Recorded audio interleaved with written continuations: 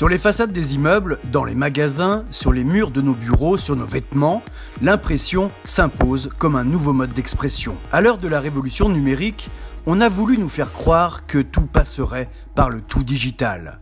Or, ce n'est pas le cas.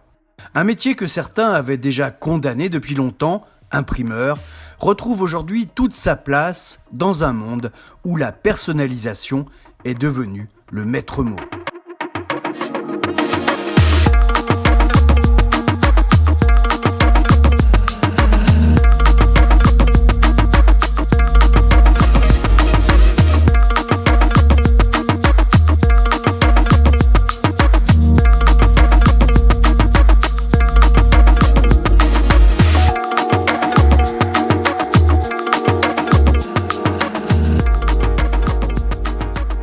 Née il y a 20 ans, l'impression numérique a connu ces dernières années d'incroyables progrès et permet aujourd'hui d'offrir des solutions uniques, impossibles à réaliser selon des modes de production traditionnels.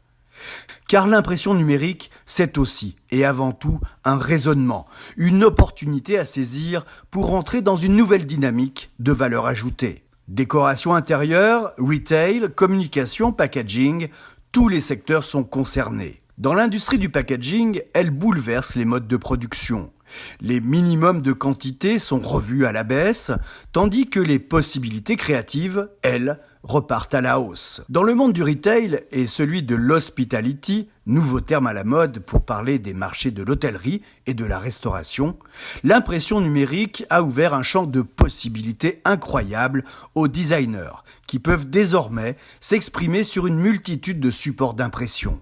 Le cuir, les textiles naturels, le verre ou encore le bois intègrent la table des matières des créateurs. Une table des matières que les grands industriels du secteur, Dixon, Exis, 3M, Avery, enrichissent en permanence avec de nouveaux supports imprimables à forte valeur ajoutée. Dans les hôtels, l'impression gagne, du sol au plafond. Dans les boutiques, les concepts deviennent moins architecturés, mais davantage personnalisés. Acteur mondial incontournable du revêtement de sol, l'entreprise Tarkett propose depuis cette année une collection imprimable à la demande, offrant ainsi une liberté de création totale à ses clients. Le designer Philippe Stark vient de signer une collection de sols 100% imprimés en numérique avec un autre leader du secteur, Forbo Floor System. Dans l'univers de la décoration, le secteur du papier peint a connu de profonds bouleversements dû à la démocratisation des solutions d'impression numérique. Ringard, il y a quelques années encore, il doit son renouveau à cette technologie, avec des minimums de commandes revus à l'échelle d'un lait et des possibilités créatives démultipliées. On préfère parler désormais de décor mural, comme le rappelle le spécialiste du papier peint numérique, Hervé Piola. On a évolué vers du papier peint, vers du décor mural. C'est un terme marketing, c'est différent, mais c'est symptomatique de ce qu'on voulait faire. Et surtout avec un design qui allait être le facteur clé de succès et qui allait nous permettre vraiment d'apporter une différenciation, de monter en gamme en créant des collections. Et puis un deuxième axe qui était la partie, ce qu'on appelle projet, qui est vraiment à partir d'une demande d'un client, d'une recherche, de venir pouvoir lui apporter une solution créative, fabrication et livraison complète. Cette faculté que donne l'impression numérique de pouvoir faire ce que l'on veut, quand on le veut, n'est pas pour déplaire non plus au monde de la mode. Longtemps tabou, car synonyme dans les esprits de mauvaise qualité, elle défile aujourd'hui sur les podiums. Sur la dernière Fashion Week de Londres, le créateur anglais Richard Quinn a habillé ses mannequins de création imprimée 100% en numérique. En s'équipant de machines numériques, Richard Quinn a inventé un nouveau business model, avec une production textile relocalisée qui lui permet de créer des produits sur mesure très rapidement, tout en gardant le contrôle sur la qualité du produit fini. Résultat, des designs exclusifs et des modèles conçus et réalisés en interne, comme la quasi-totalité de sa collection automne-hiver 2018-2019. Scanning those fabrics in, doing different colorways and then digital printing the collection. So this allows us to offer stores when we're at the wholesale showrooms, different fabrications, different colorways. So that means we can offer exclusives to different stores as well. Also, it means we can react quickly to the market. With the digital print, we can do not only student work, but we can also do other designer work. Sur la Fashion Week de New York, le fabricant Epson sponsorise depuis plusieurs années de jeunes designers dans le cadre de son projet Epson Digital Fabric Printing. Tous parlent d'une révolution technologique extraordinaire au service de la création. Pour le designer Julien Sapa, qui réfléchit depuis plusieurs années aux impacts de cette révolution technologique, une des raisons qui fait qu'aujourd'hui le phénomène se développe tient essentiellement à l'émotion que génèrent les projets ainsi réalisés.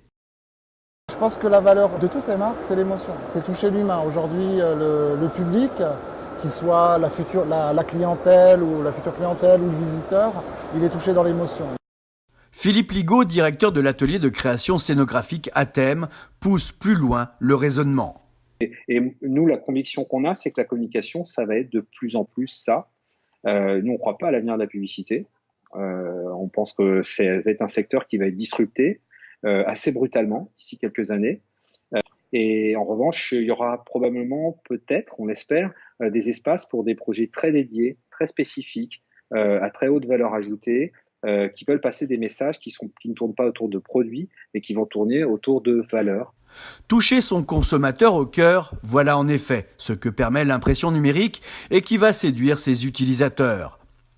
En collaboration avec le fabricant mondial HP, Coca-Cola, Nutella ont été parmi les premières marques à percevoir ce que cette technologie pourrait leur apporter en créant l'événement autour de leurs produits. Nutella, qui avait exploré la piste de la personnalisation avec ce même procédé, décide en 2017 de pousser l'expérience plus loin en utilisant les possibilités de l'impression numérique couplée à un puissant algorithme.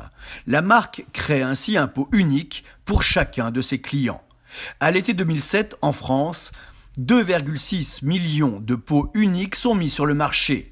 Largement diffusé sur les réseaux sociaux, l'événement crée le buzz et ouvre la voie vers ce que l'on peut appeler l'ultra-personnalisation de masse. Pour Karima Nana, chef de groupe marketing de Nutella, cette personnalisation répond avant tout à un enjeu d'engagement.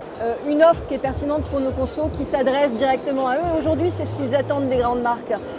Ils n'attendent plus des produits standardisés, ils attendent des marques qu'elles s'adressent spécifiquement, individuellement à eux. Imprimer son expérience client pour créer de l'émotion, c'est l'expérience que McDonald's a menée aux Pays-Bas avec le projet McTracks, un set de tables musicales à partir duquel on pouvait mixer de la musique et s'enregistrer.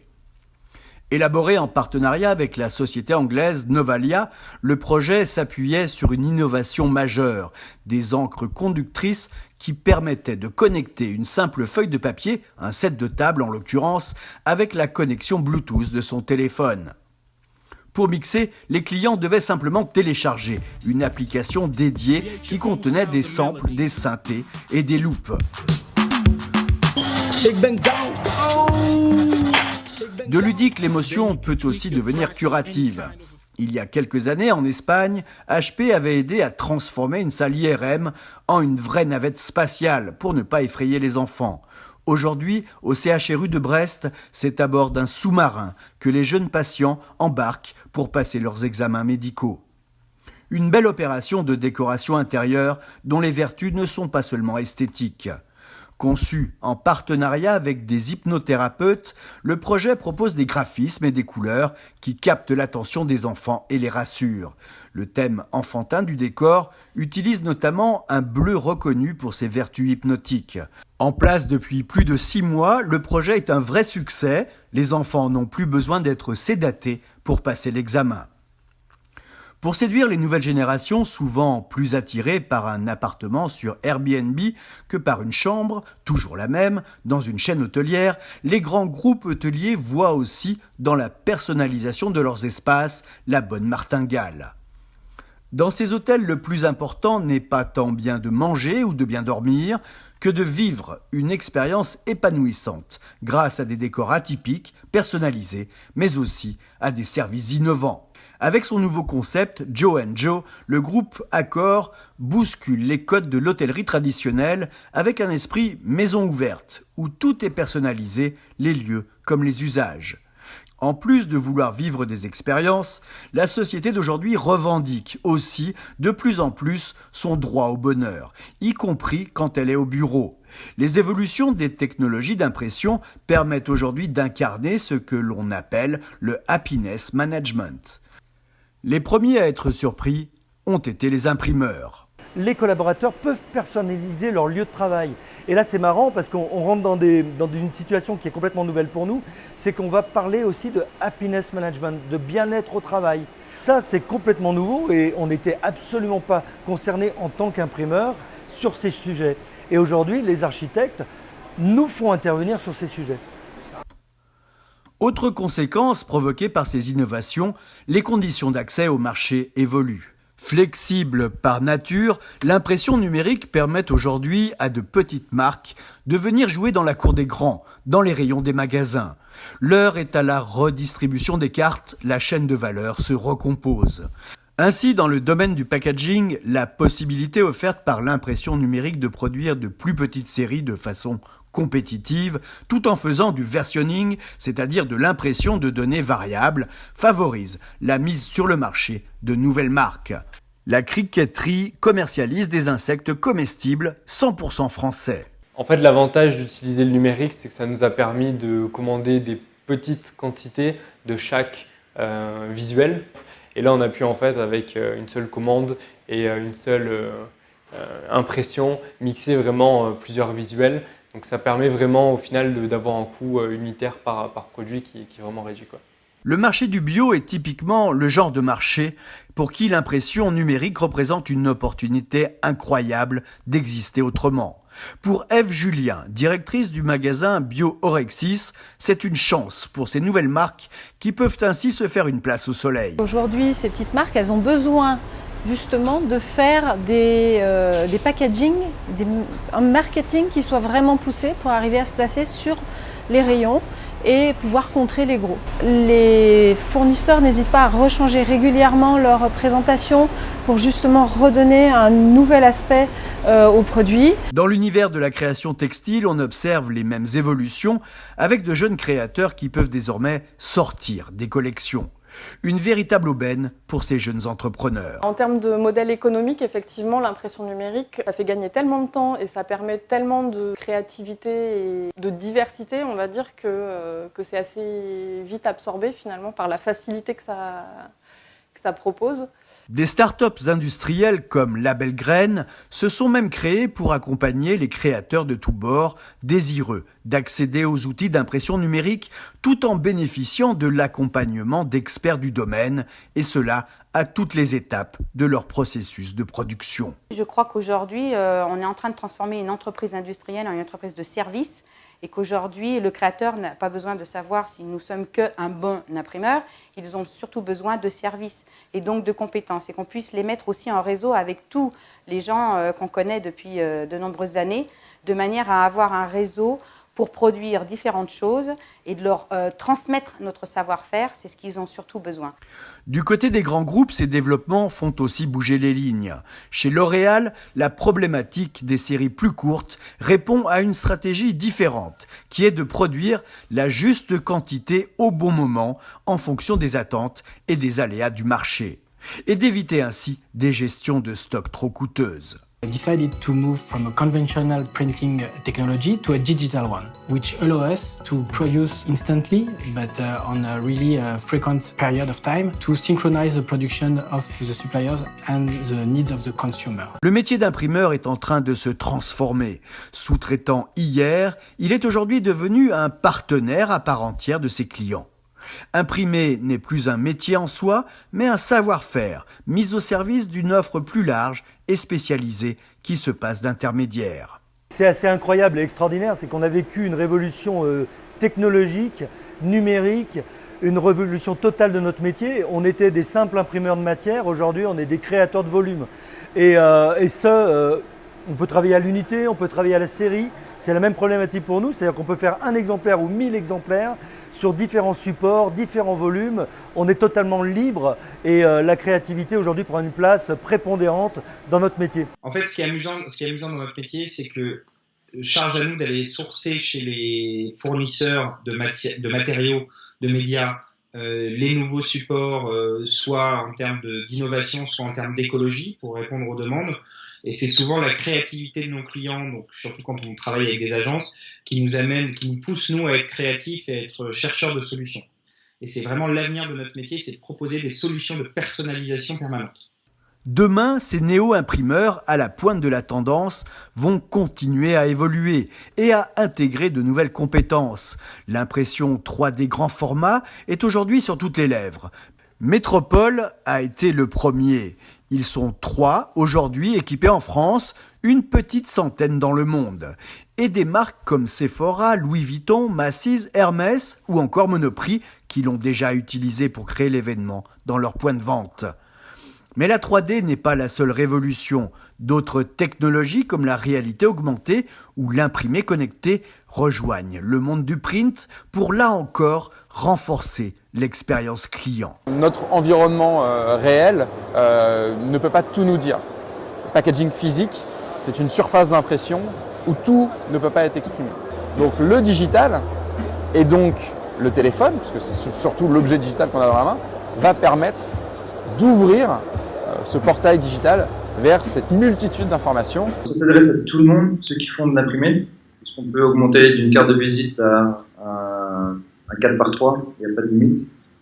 Donc si on peut résumer, il y a le côté entertainment waouh, il y a le côté informatif, je vais informer mes consommateurs via la réalité augmentée, et puis il y a le côté complément d'information, notamment dans la presse, où là, voilà, j'écris mon article et puis j'ai du contenu vidéo associé à l'article, j'ai des choses que j'ai écrites mais que j'ai pas mis sur l'imprimé, que je vais mettre à disposition avec l'imprimeur augmenté.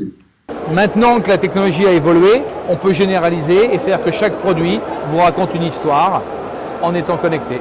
Donc le futur, c'est ça. Et moi, je prédis que dans 5 ans, tous les produits qui nous entourent, en supermarché ou qu'on reçoit en e-commerce à la maison avec Amazon et d'autres, tous ces produits vont pouvoir nous parler.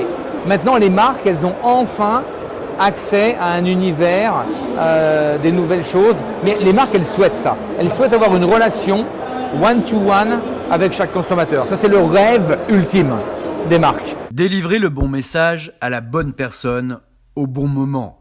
Un rêve ultime qui ne doit cependant pas faire oublier aux marques l'essentiel, leurs valeurs. Demain, Alexa, Google Home vont nous amener à commander directement nos produits par la voix, bouleversant notre rapport aux marques. Une question sera alors déterminante pour elles.